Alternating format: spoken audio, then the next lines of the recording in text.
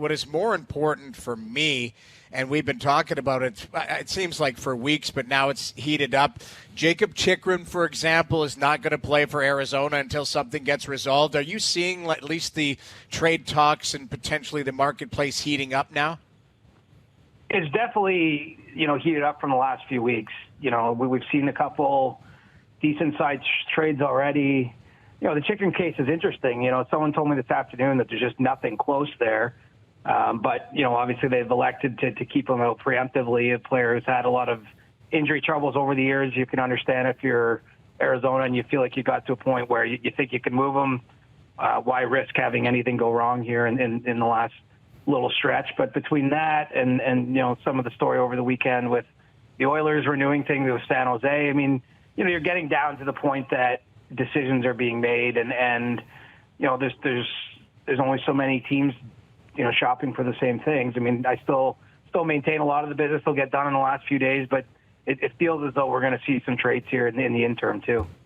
CJ, the Chychrun stuff has gotten to a point where not too often can you be fed up with a prospective trade, but it's just like, what is this, like 2.5 years of I can't believe, like, his dad played in the league, and he's a really good guy, and the kid seems like a good guy. To treat a guy like that the way they have been, I think the whole thing is completely nonsense. Well, and my understanding is, I think the player and the family have played along pretty well. Like, I think they've tried to not force the hand any more than, there was an initial trade request. But I think they've tried to work together and not have it become something that. I know, but CJ, I'm just thinking of it from the angle of coming to the rink, being in a positive environment. This guy's kind of like building up to the prime of his career, and for the last 2 years, he's been coming to the rink thinking, where am I going to be going? When is this going to be happening? Or at least knowing that that's on the table. For a guy to do that for 2 years plus is insane. But what I don't get also is what changed this weekend. Like, why?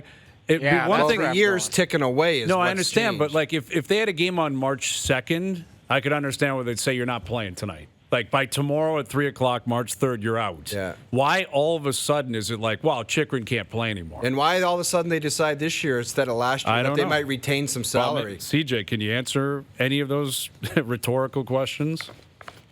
Not to the degree you want, because, like, for example, we all think it's the LA Kings that are in pole position here. LA is still interested in Jakob Chychrun, but from the LA side of things, the intel is that nothing changed this weekend. I mean, they're still interested in him, but, it's not as though they got to the point that a deal was, we're just working out some draft pick conditions and this thing's done.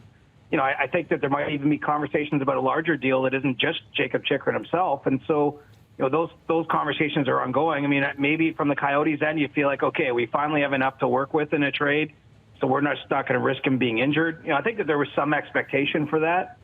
But, it is a little bit strange. I mean, there's no way around it. And, go back to O-Dog's point, Chychrun's held up his own end of the bargain here. I mean, he missed training camp at the start of the year. He had some injury issues, which has been something that's dogged him a bit. But, he's played really, really well, despite some of the circumstances that he's presented with. I think he's put himself in a position where teams that were looking at trading him, and there's a number of teams that have been scouting him, I think are starting to feel comfortable with the idea of making that move.